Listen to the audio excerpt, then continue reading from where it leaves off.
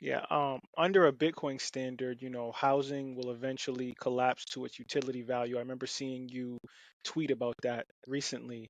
So, real estate and Bitcoin are both considered stores of value assets to some degree. How do you advise real estate investors to approach Bitcoin, especially given the market's volatility? Good question. Maybe I'll start by saying that I don't necessarily advise other people. We are a real estate development company. We are a family owned business. And I built a strategy. So the articles that I publish, those are basically strategies that I worked out for our business.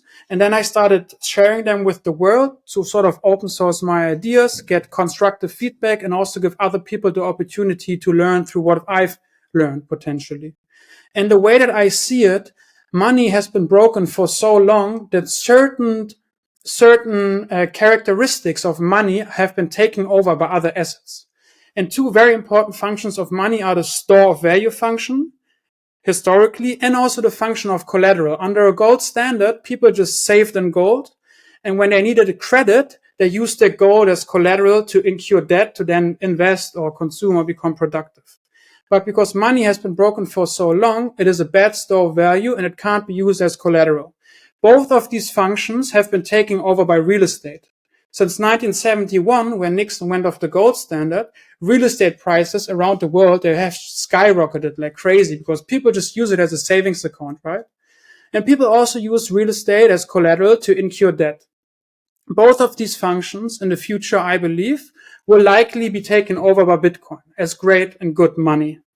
So by being an actual store of value, over time, the monetary premium that sits in real estate will most likely flow into Bitcoin, which will make housing affordable, as you said. But if you are in the real estate business, you need to hold Bitcoin on your balance sheet in order to position yourself for the digitalization of value.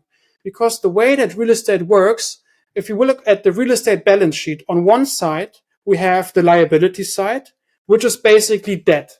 If you own real estate, you usually bought it through debt, right?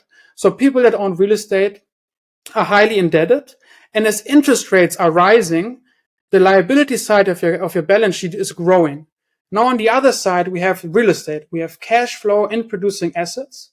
But the problem here is the following. Real estate is currently going down in value. As interest rates are going up, there's less new money entering the market and there's less new money entering the real estate business. At the same time, inflation causes construction costs to go up and profit margins are being squeezed. And in the future, potentially, this is going to continue as interest rates are likely to stay high for the foreseeable future. And Bitcoin now as this near perfect store of value will absorb the monetary premium that real estate has. So as a real estate developer or as an investor, you need to get Bitcoin on your balance sheet, basically.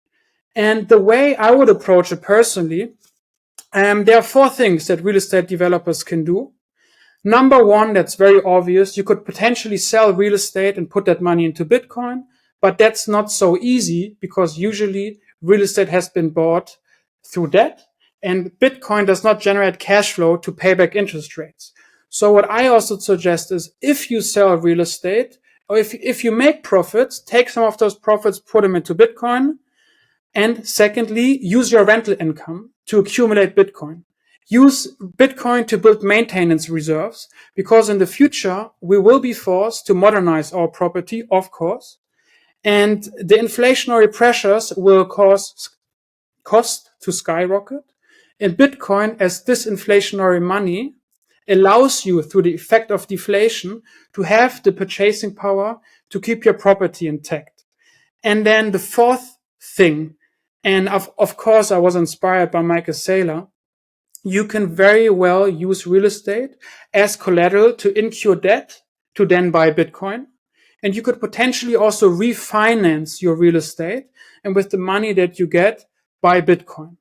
So I believe as a real estate developer, because I just want to point out that we are real estate developers. So we don't just buy real estate to store value.